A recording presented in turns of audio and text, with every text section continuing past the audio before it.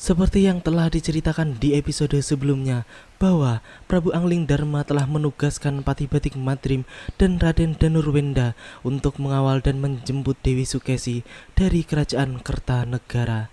Di hari itu, tampak Batik Madrim dan rombongannya sedang bertolak ke Kertanegara. Namun, mereka pun tidak menyadari bahwa mereka sedang diintai oleh ketiga putri Prabu Baka yang akan menjadi rintangan mereka di dalam perjalanannya. Rintangan pertama pun dimulai karena tiba-tiba saja ada sekelompok perampok yang sangat berani untuk menghentikan perjalanan mereka. Mungkin mereka tidak mengetahui bahwa yang mereka hadapi adalah Patih Batik Madrim yang sangat tersohor itu.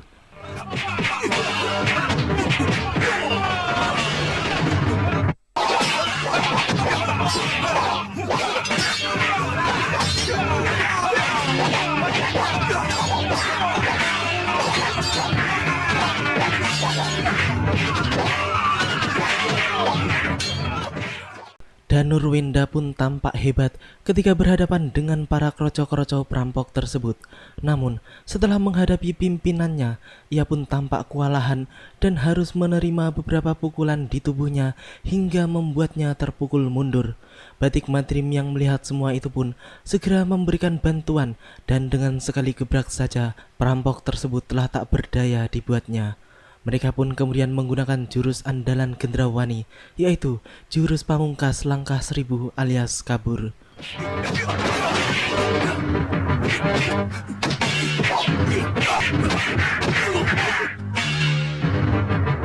Mundur semua!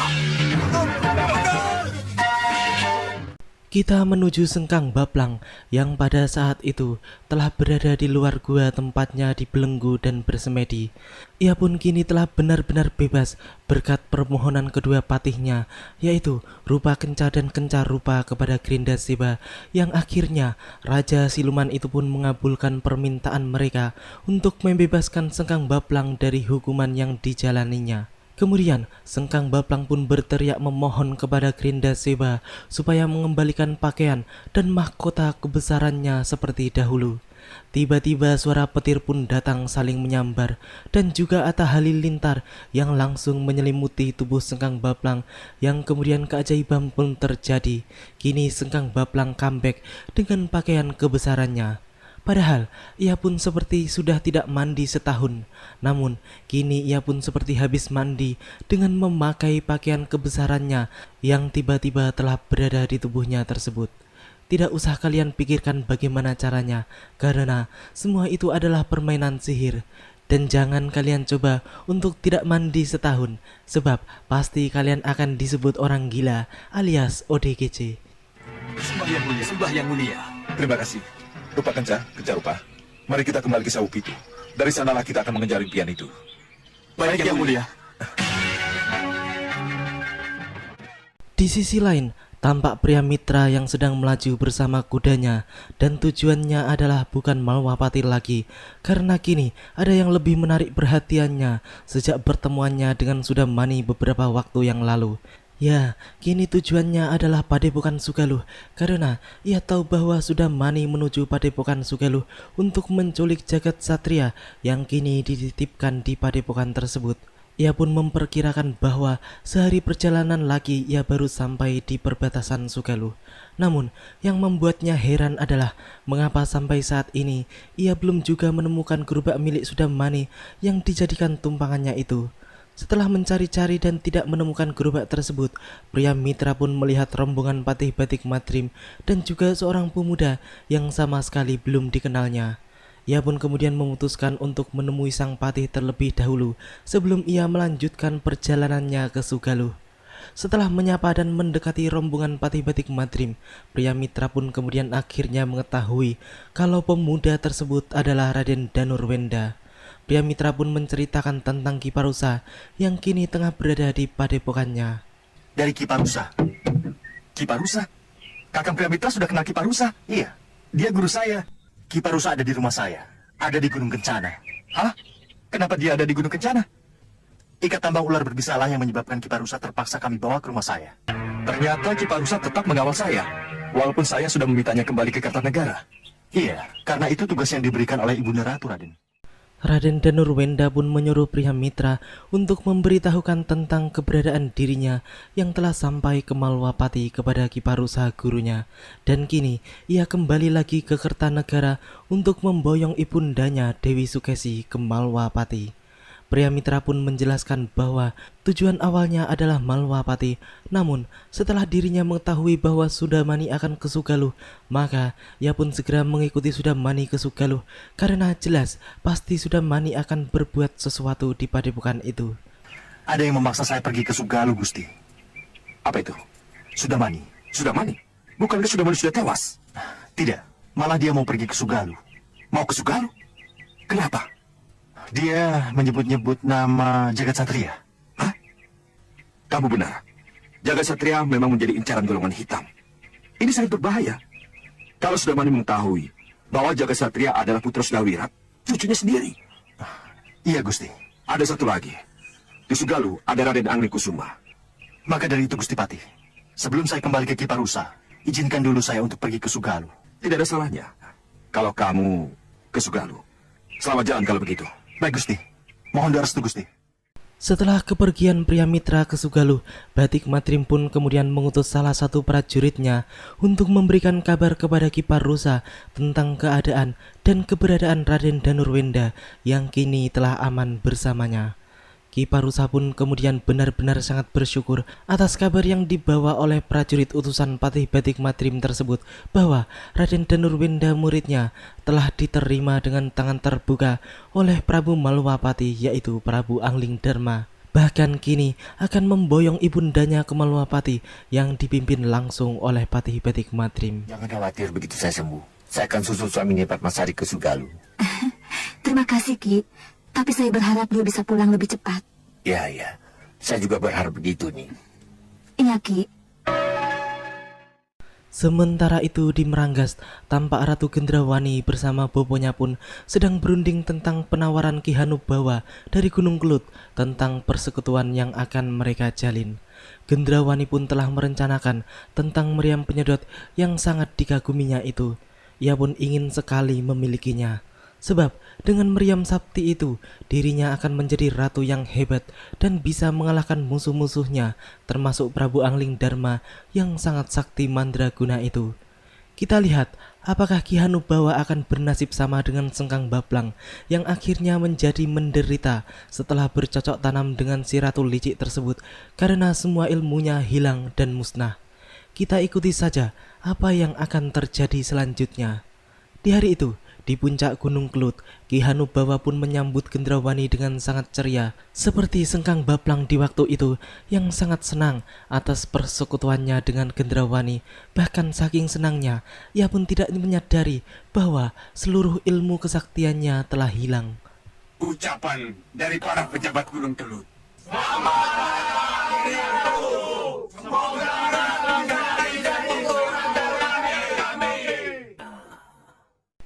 Kini kita menuju Sudawirat, Lokahita dan Uyut Sawika yang pada saat itu tengah berkuda untuk menuju perguruan Sugaluh demi mengejar Sudamani dan muridnya yang beberapa waktu lalu telah mencuri dengar pembicaraan mereka di kediamannya. Namun mereka belum mengenal dan mengetahui bahwa orang yang mencuri dengar tersebut adalah Sudamani, si pendekar licik yang telah dibuat cacat oleh Nila Saroya. Mereka pun kemudian melihat gerobak yang ditumpangi Sudamani di sebuah desa yang kelihatannya sepi. Uyut Sawika yang memang sangat mengenal gerobak tersebut pun segera mendekati untuk mengetahui lebih jelas tentang gerobak yang mereka cari itu. Sudawira dan Lokahita pun masih penasaran tentang siapa pemilik gerobak itu. Orang pun tetangga kita yang mempunyai gerobak seperti itu. Itu pasti gerobak dari luar desa kita. Iya, tapi siapa? Uyut Sawika pun masih mencari tahu kemana pemilik gerobak tersebut. Ia pun celingukan ke sana kemari untuk mencari si pemilik gerobak itu. Namun, tiba-tiba saja orang-orang kampung tersebut pun berdatangan dan langsung mengurung Uyut Sawika yang dirasa sebagai pemilik gerobak itu. Mereka semua pun membawa senjata tajam yang akan digunakan untuk meringkus Uyut Sawika. Yang jelas telah terjadi kesalahpahaman di antara mereka karena pemilik gerobak tersebut sebelumnya telah melaju dan menabrak seorang anak kecil, putra dari kepala desa di tempat itu. Uyut Sawega pun menjadi kebingungan mengapa tiba-tiba tuduhan tersebut dilemparkan kepadanya, padahal ia pun baru sampai di desa itu. Ia pun kemudian mendapat penjelasan dari Kamituo bahwa anaknya telah ditabrak oleh gerobak tersebut. Mereka semua kemudian beramai-ramai mengeroyok Uyut Sawega dengan senjata seadanya.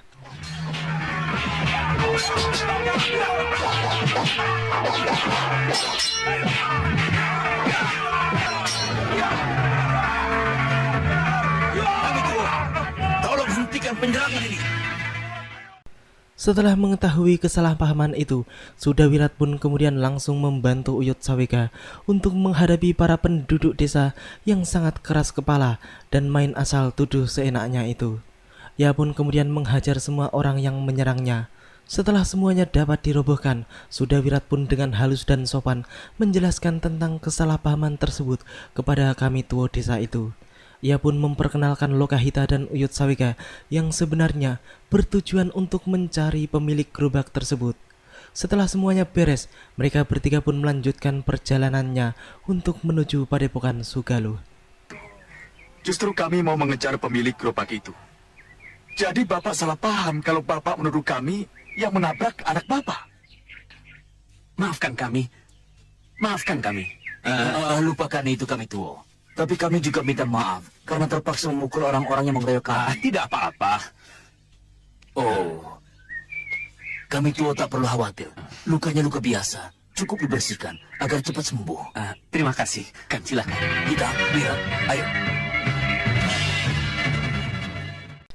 Di sisi lain, tampak Sudamani sedang menumpang rakit bambu untuk menuju Sugaluh. Ya, memang jalan terakhir untuk menuju Padepokan Sugaluh adalah dengan cara melewati sungai yang cukup panjang dan diperlukan rakit atau sampan untuk bisa mencapai perguruan tersebut.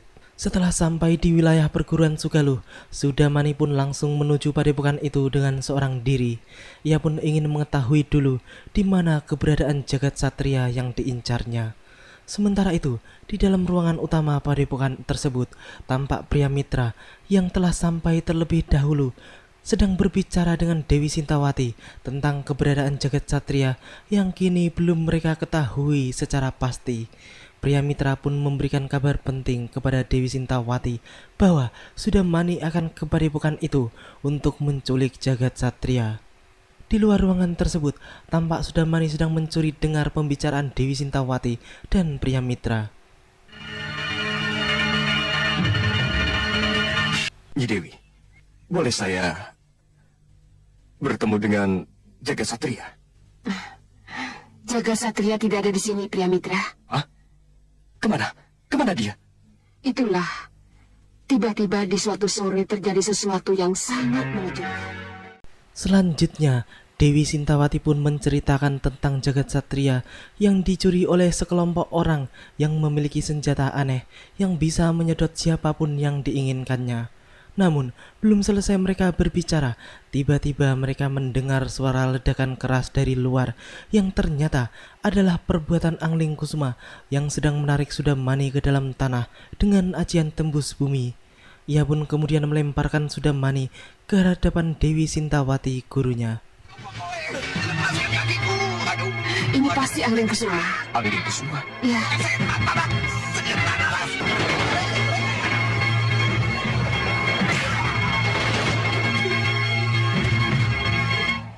Dia pasti mata-mata nih. Saya tarik dia karena menguping pembicaraan guru. Weleh, nguping opo? Aku tidak nguping. Sampai aja bohong. baiklah. Tapi kenapa sampean sampai berada di dalam padepokan Sugaluh? Tunggu dulu. Tadi aku begini loh. Saja. Kita apakan dia nih? Apa ini? Hah?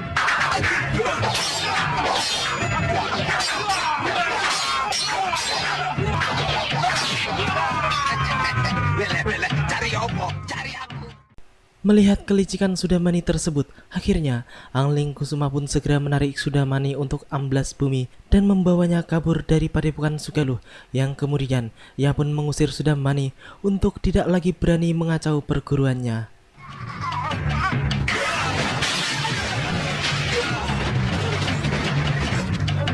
kembali lagi. Awas kau. Kurang ajar.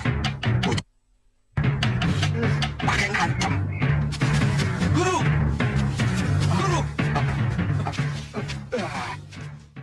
Guru! Setelah kembali ke Sugaluh, Angling Kusuma, Priamitra dan Dewi Sintawati pun membicarakan tentang keberadaan jagat satria yang belum mereka ketahui. Priamitra pun kemudian menyanggupi untuk mencari dan merebut jagat satria kembali dari tangan hitam. Angling Kusuma yang telah menganggap jagat satria sebagai saudaranya pun kemudian ingin ikut Priamitra untuk mencari jagat satria. Biar saya saja yang mengejar, Guru. Iya, Raden. Tapi biar bagaimanapun juga, izinkan saya ikut membantu Raden. Setuju. Izinkan saya bekerja sama dengan pendekar Priamitra, Guru. Karena bagi saya, jagat satria sudah seperti saudara kandung sendiri. Demikianlah akhir dari episode ini. Nantikan kelanjutan kisahnya di episode yang akan datang. Terima kasih bagi teman-teman semua yang udah mau nonton. Jangan lupa subscribe dan share dan juga nyalain loncengnya. Wassalamualaikum warahmatullahi wabarakatuh dan salam anak 90-an.